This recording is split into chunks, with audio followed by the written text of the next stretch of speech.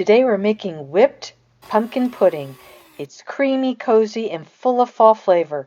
It's pumpkin pie vibes in pudding form, and it's so easy to make. So let's get started.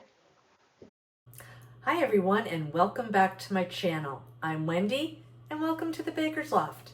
To a large bowl, I'm going to be adding pumpkin puree. Make sure that it's pumpkin puree and not the pumpkin pie mix. If you get pumpkin pie mix, that already has spices in it, which kind of defeats the purpose since we're going to be adding spices to this. But this is pure pumpkin puree.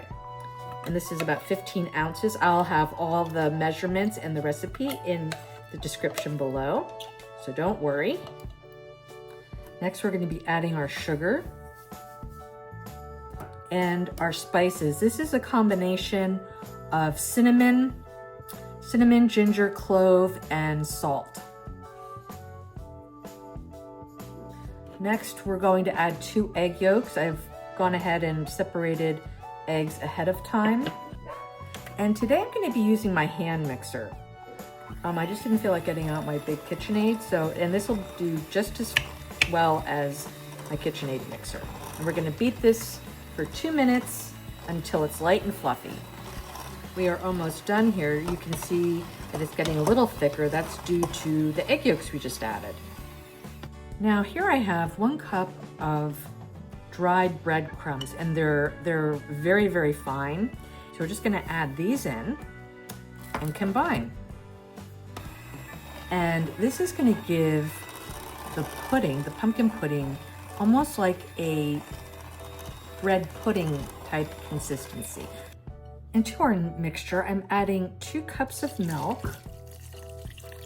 I'm gonna beat this until it's nice and smooth.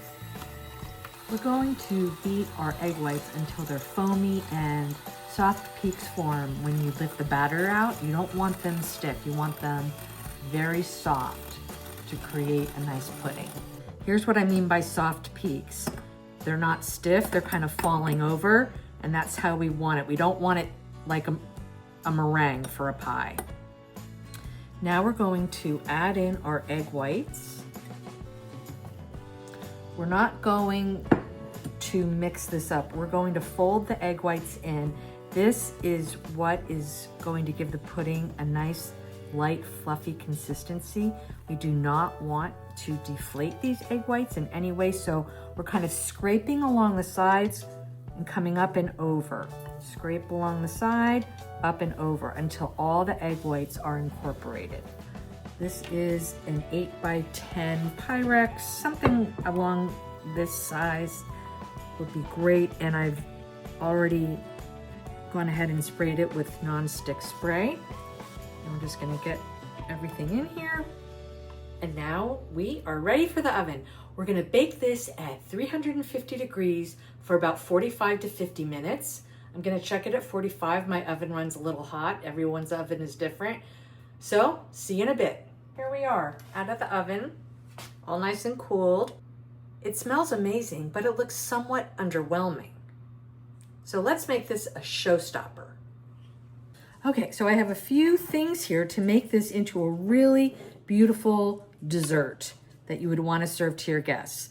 So I have this 3-inch ring. This is used to mold salads or a pudding like this. I have some cinnamon. This is some maple syrup, and I went ahead and I made some whipped cream. So what I'm going to do right now is I'm going to take some of our pudding out, and I'm going to mold it into this ring. We're going to lift the ring up, and there may be some imperfections, and we will take care of those. Let's look. Actually, it's looking pretty good. Okay, now we're going to take our whipped cream, and we're going to pipe that on here. Yummy. Take our maple syrup and drizzle that on here like that. And it's okay if it goes down onto the plate. And maybe just a little sprinkle of cinnamon. And there you have it. Doesn't it look absolutely beautiful? I love it. Such a perfect alternative for your classic pumpkin pie. So I really hope you try this out. And it doesn't have to be just for Thanksgiving. It can be for Christmas or just a dinner party, whatever you decide. Thanks for watching, everyone. Don't forget to like, comment, and subscribe. Have a great day, and I'll see you on the next one.